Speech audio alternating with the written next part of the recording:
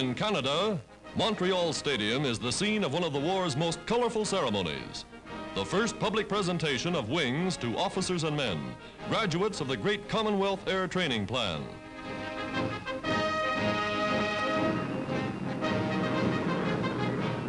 "25,000 people are here to see relatives, friends, brothers, sons become full-fledged flyers. Each bomber crew receives its wings as a fighting unit. 5 men, pilot, navigator, gunner, wirelessman, and bombardier, trained as a team.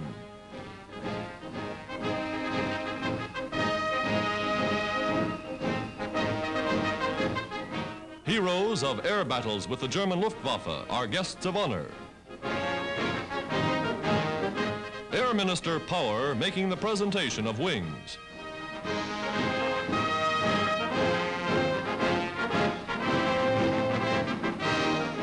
Past the reviewing stand, all branches of Canada's armed forces march in stirring salute to their new comrades in arms. Tribute from the Dominion to the gallant young men of the RCAF.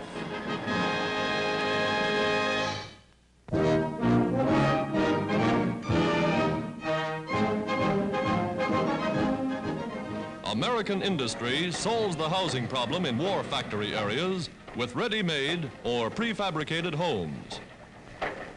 Windows are insulated, and with assembly line technique, the walls spring up like magic, all painted and ready for use.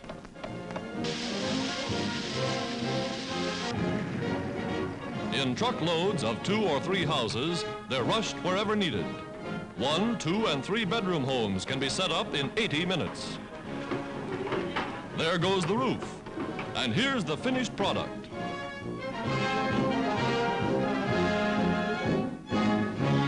Kitchens are modern and equipped with the latest appliances. From bedroom to living room, it's a model home. Where war workers need housing, whole communities like this spring up overnight.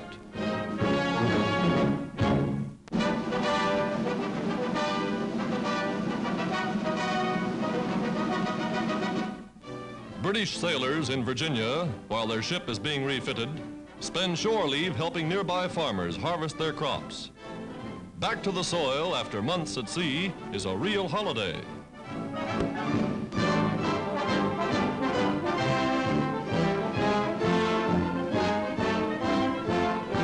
For English farm boys, raking hay and gathering corn seems just like home. They accept no pay, but the American farmers give them the time of their lives, all the beer and food they can hold.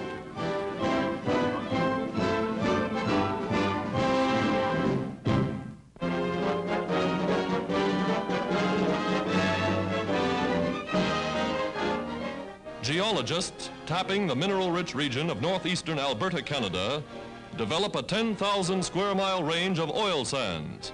Sands so filled with oil that engineers predict a potential yield of 250 billion barrels. Dynamiters blasts barely 20 feet beneath the surface. Like mining coal above the surface, steam shovels pick up huge chunks of the rich deposit for processing at a nearby plant. Steaming hot water separates the globules of oil from each tiny particle of sand. The oil rises to the top, the sand goes to the bottom. 300 barrels of oil from 400 tons of sand, and they've just tapped the surface.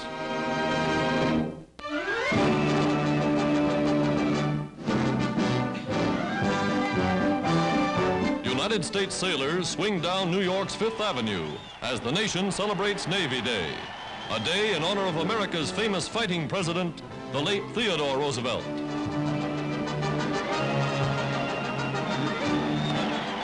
Men of the Army paid tribute to the men in blue as all America salutes the fleet that's now in action on the 7 seas. Red Cross nurses. Units of the British Navy passing in review.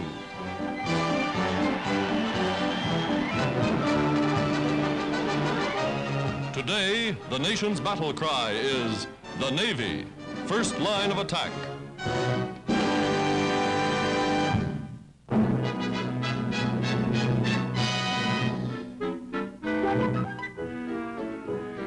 world's largest autobus, built to carry 117 passengers with speed and safety. Turning corners, it's so long the upper deck swings away from the lower.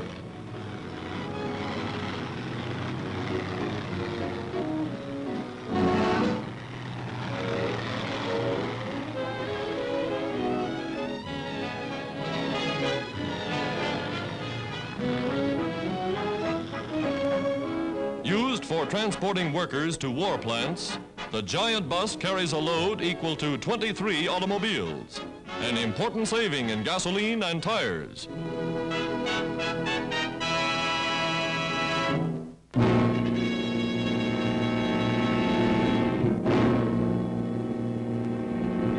Convoys of troops and equipment steaming full speed through the South Pacific.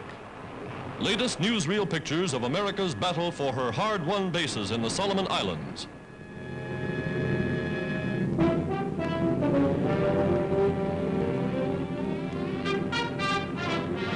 An American scout plane crashes into the sea.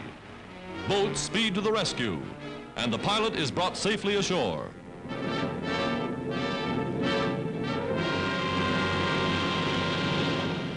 Now, destroyers come up to cover troop landings, and the Marines go in under the guns of the Navy.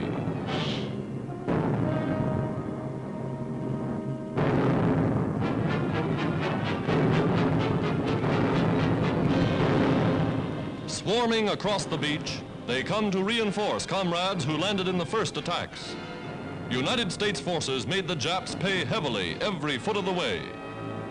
Here is grim, mute evidence of the price they paid. Bodies of enemy dead, awaiting burial in the palms among which they fell.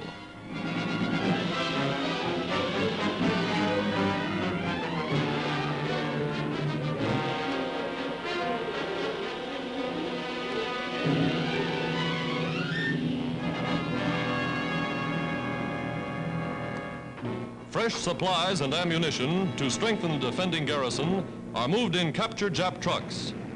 Captured Jap machine guns and field pieces are tested.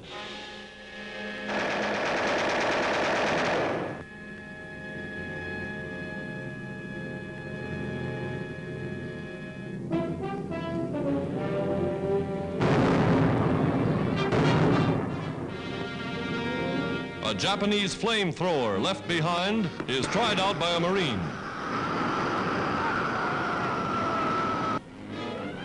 Japanese equipment used in building a vitally important airfield now repairs it for American use. Well-fed and well-treated Japanese prisoners willingly work.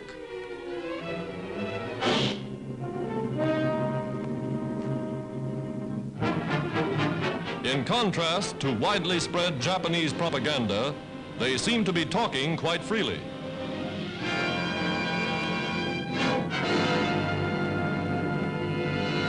The men, dejected, weary, apparently are much in need of a bath.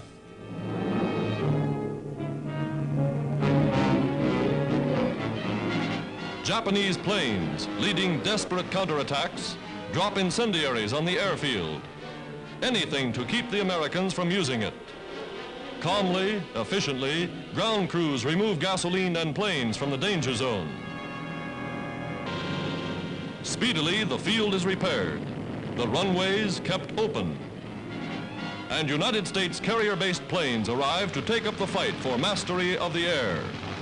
Fighters that have downed more than 400 Jap planes in this one area alone.